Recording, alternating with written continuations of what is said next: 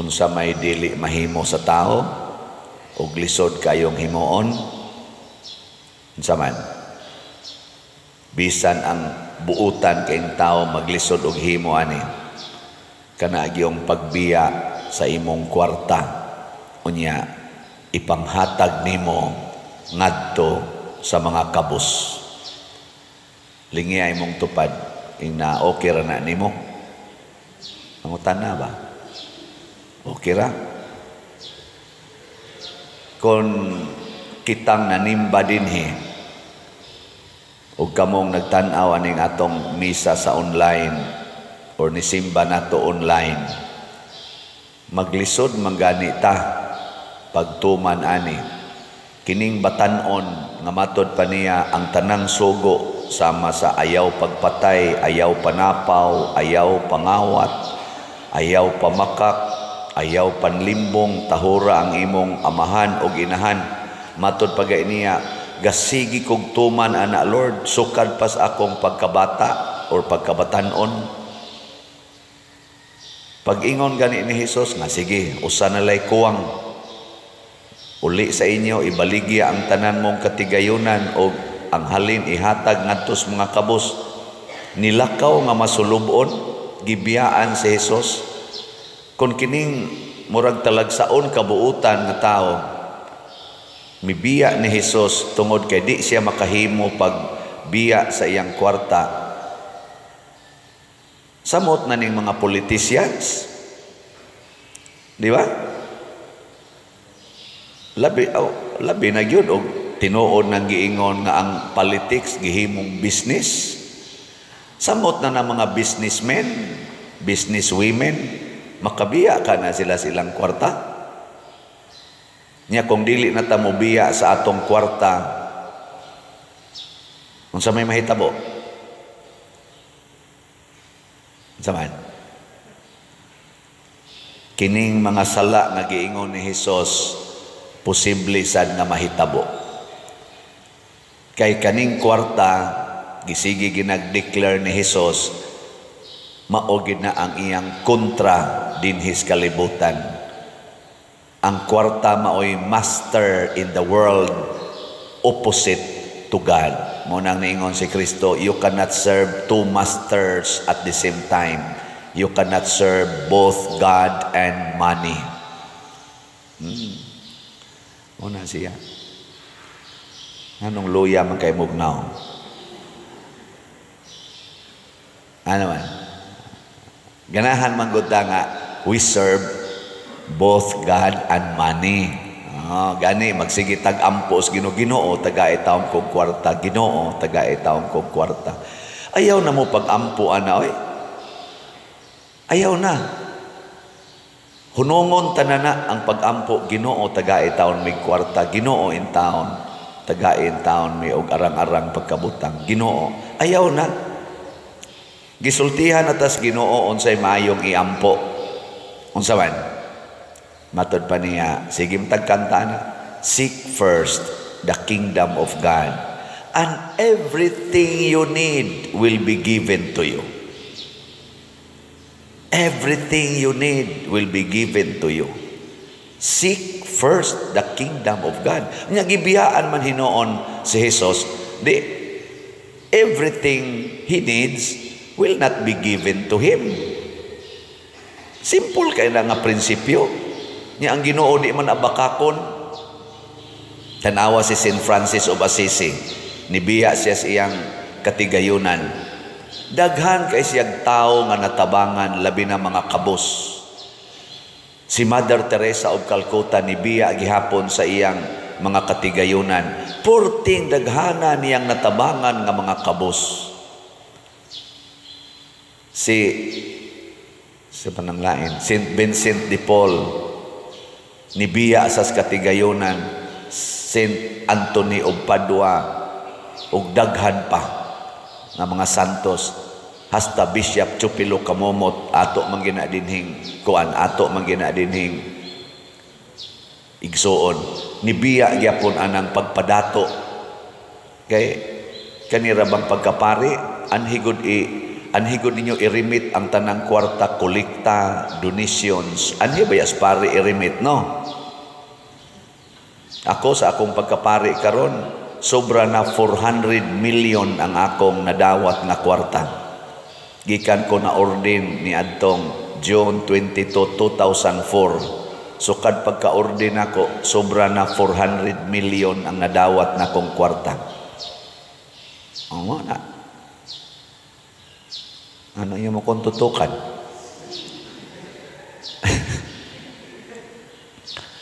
Pero ako ginanggi sa akong ubos nga pagtuman,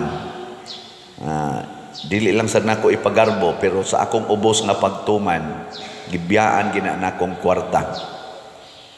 Mao na nga wa jud ko magtukod og balay nga ako, wa ko magpalit og kanini ang mga yuta nga para nako, para ra gid na sa simbahan, para sa community. Ug wa gyud ko magsigi og tan-aw sa akong bank account nga magsigi kog tan-aw nga niabot na gyud milyon, niabot nag bilyon. Wa ko anang panganduya.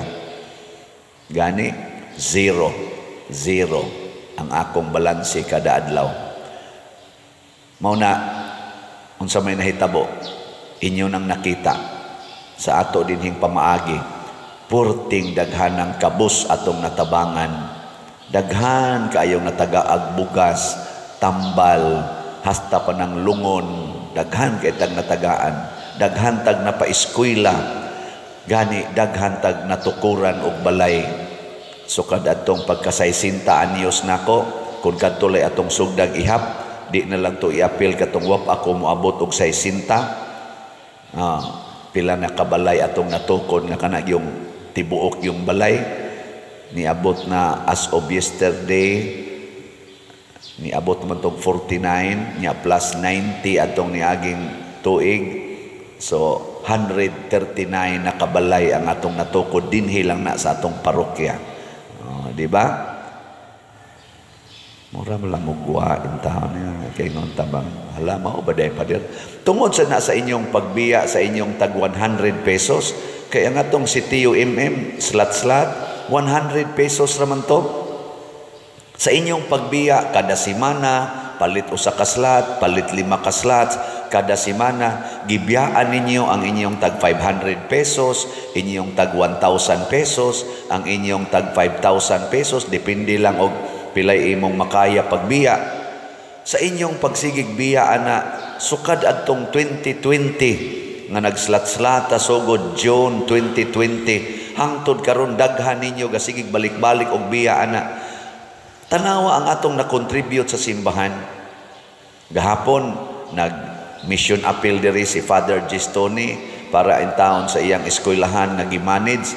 Nakakuha na sa siya 100,000 gahapon. Mapakpakan na to. Nindot ana 100,000. Kadako na nagtabang dito sa iyang mga maestra, sa mga kinahanglanon, sa mga eskwelahan, sa mga estudyante, kay galisod sila dito sa ilang parochial school. Kadako na nagtabang tungod sa atong pagbiya. Tungod ninyo nga mibiya, pila ra kato inyong gihog, na itag 1,000 tingali, na say 500, na ay 50, na ay 20, na ay 5 pesos, na ay piso. Kada nato biya sa kwarta, dunay nindot nga mahitabo sa atong katilingban. Timan-an gina nato. Muna ang sugo ni Kristo biyain ang kwarta. Bikaron sa Team Marcos o Team Duterte, sa inyong tanaw, naaka na nilay mo biya o kwarta? Ha? Moingon ra ba day mong wa? Ay mo pagsingpang hukom, pamalandungi. Atong pamalandungan, kinsa man niining Team Marcos o Team Duterte, gikan sa senador hangtod sa konsehal sa lungsod, kinsa ani nila ang anda mo biya og kwarta, anda mo biya sa ilang katigayunan aron mga lagad sa katilingban. Kita mo sunod ra ba sa taanang prinsipyo, siyawan-on nga prinsipyo? Father, unsaon ako pag-alagad sa katilingban ug wa ko'y kwarta? Tun-i ang kinabuhi ni Bishop Chupilo Camomo, tun-i ang kinabuhi ni St. Francis, ni Mother Teresa of Calcutta, tun-i na kay mga models na sila, tun-i ang kinabuhi ni San Pablo, ni San Agustin, ni San Ignatius of Loyola, tuni ang kinabuhi ni San Benedict, ni San Dominic, kay mga founders ni og mga nindot kay mga kongregasyon nga hangtod karon nag-alagad pa nato, mga Franciscan, Agustinian, Dominican ug uban pa, mga Jesuits. Namiya ni sila sa ilang katigayunan, nakaalagad sa kalibutan, sustainable pa kaayo. Hangtod karon naa pa. Nya mo question pagitana. Kanilang pag-ingon nga ayaw panglimbong. Kinsa man gyud kusog manlimbong, kanang mubiya og kwarta o kanang mutigom og kwarta? Kusga. Mauna. Basta naa gani ng prinsipyo nga magtigom kog kwarta, dali kay kang makuha anang panglimbong, wa kay transparency. Dili nimo masulti ang tinuod nimong kwarta. Magsige lang kag ingong wa. Oh, tinuod ka na. Pero og wa ka anang paghigugmas kwarta, ang kwarta nimo para gyud ialagad sa tanan, ikatug-an nimo ang tanan. Una dinis atong parokya, thanks be to God, naagid tay accounting record to the last centavo, naatay record ana. Ako wala na ko magmonitor sa akong bank accounts, sa ako ganing credit card, hastas akong GCash, naa na tanan sa atong finance council. Ila nang balansihon, ila pa gani kung paninglan kung dili mabalanse. Pader, unsa man nga expenses, wala ginini mo na butangig resibo. Uy, kuwangan day tinuod o ano. Wa na ko, zero na ko, transparent. Nya ato ginang isulti dinhi ang summary. Pilay kwarta nga beginning, kada buwan, sa last month, pilay beginning, pilay total cash, receipts, pilay total disbursements, unya ending balance. Mo lang na ang atong summary. Pero gusto mo detalyado o interesado ka adto as atong finance council, tuwa didto ato pag ginang gipa-audit na atay auditor sad. Dili na tungod kay gikinahanglan, wala pa man na gikinahanglan sa atong dinis atong archdiocese, wa may mandate ana nga istrikto yun. Pero ato nang gibuhat for transparency's sake. Ana. Karon na ako'y nadunggan nga nakita sa social media, lain na sa ning issue, na ay usa ka lawyer nga expert og IT, murag kuan sa ni siya, kandidato pod ni siya og usa ka posisyon sa eleksyon karon, murag local man tingito. Naa siya suggestion sa Comelec nga malikayan unta ning gitawag og dagdag bawas. Di ba kusog ang duha man ni ka dagkong anomalya panahos eleksyon, vote buying o dagdag bawas. Kanang duha galisod gyud ang atong Comelec og sumpo ana. Ato na lang ginang dawaton. Vote buying pulos gini against sa atong omnibus election code. Hibaw mo ana, kay ako si simple sa kusuna 1992 hangtod karon naa nang omnibus election code, gidili ang vote buying, gidili ang dagdag bawas. Naa sila'y mga sistema na mo nang donatay mga kanang balaod nga mo dili sa vote buying o dagdag bawas, mga watcher inana. Hangtod niabot ning automated counting machine. Automated counting machine. Na i-connect na nimo sa internet nya mo transmit dayon sa resulta in few minutes, hibaw-an na nimo ang resulta. Kining IT expert ni suggest siya sa Comelec nga kung pwede samtang mag-counting pa dito sa presinto, ayaw i-connect sa internet ang kada machine. Kay once ma-connect na sa internet, hackers can manipulate.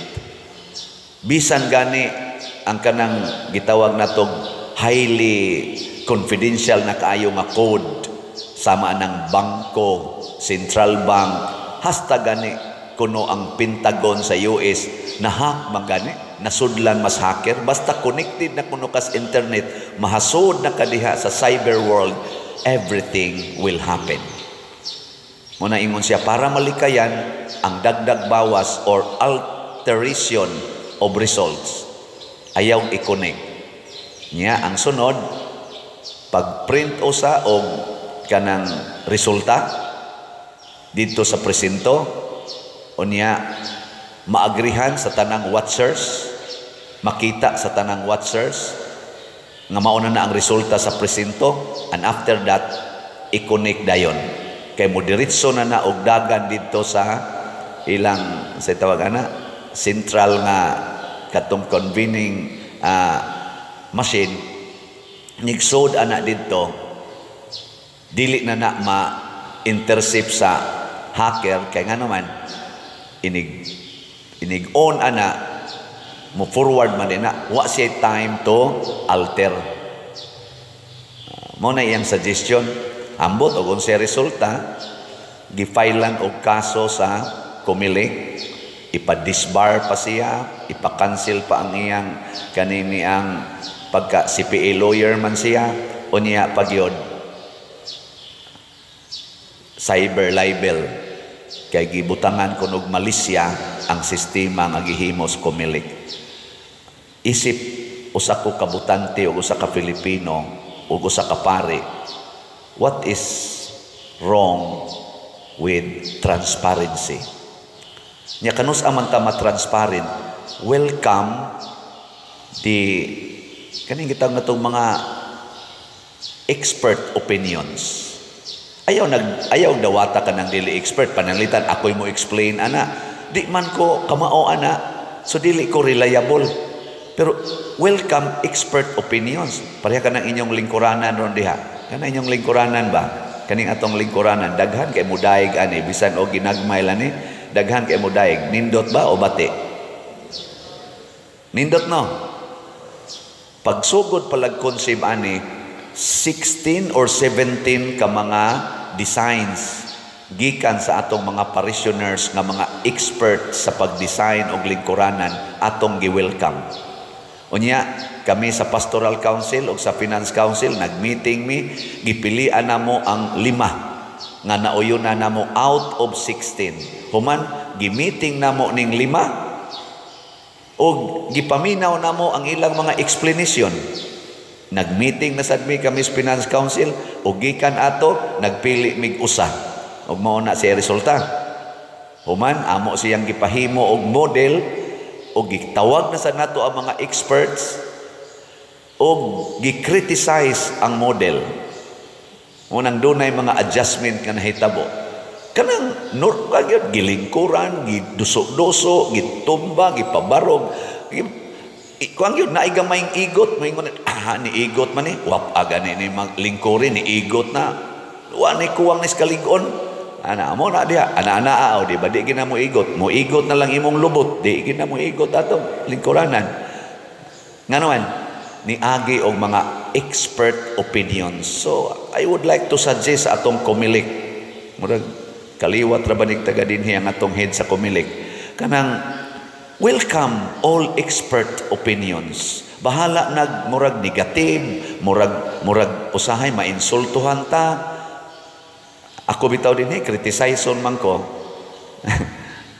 Ato gani dining usa sa mga fanatic is atong parokya na kapitan kanis Kap Richard Pindo. Iya mo ikong ingnon ana inig meeting. Ayaw lag negotiate ana pa dir kay lain ra bakag batasan. Imbis mo hangyo, pun-an na hinoon. Ay lang ka, kami lang anak. Anak ba? Anang, ako mo welcome sa kuna. Bitaw, no? Ako din ang kahuyangan di ay. O, anak. Ay lang, kami na lang anak. So, nindot, welcome ta. Saan man yun na, mao man na ang expert opinions.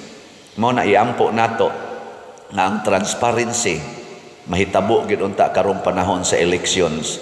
Kay ato na gining problema since time immemorial, vote buying o kanang dagdag bawas. Kung mahimo ang dagdag bawas sa manual nga counting, how much more diha sa machine? Nawa na kita kahibawog giunsa to pagtotal sa machine ang tanan nga natambak dito nga mga butar, mga votes, giunsa pagtotal sa machine didto sa ilawom wa na takahibaw ana og tuwa didto mosod ang mga hackers. Mo na gitawag og Kawat diha sa hangin. Kawat sa hangin. Daghan na kayong nabiktima ana. Maglingkod ra ang kawatan naara sa keyboard, naara sa mouse, galingkod sa una ang kawatan mo kat-kat pa mo bungkag pas bungbong magdapa ng masin bugat kay tanan dapag armas karon galingkod na lang ana nya transfer igsunod mo tanaw zero na ang imong millions na transfer na ngadto kay maona kung matransfer na nilang mga kwarta nga sealed gyud na by code dito sa bangko, how much more kanang atong pagbutar nga kausara na mahitabo. Kausara na mahitabo, kadali ra ng usbon. Ang bangko gani nga sealed gyud kay na kay giprotektahan ang atong gideposit. Makuha pa man gani kana pa bang butar? Vote nato sayon kay na sa mga hackers. Welcome expert opinions mga kumilik aron matagaan og kalinaw ang atong mga kasagrado aning atong pagbutar.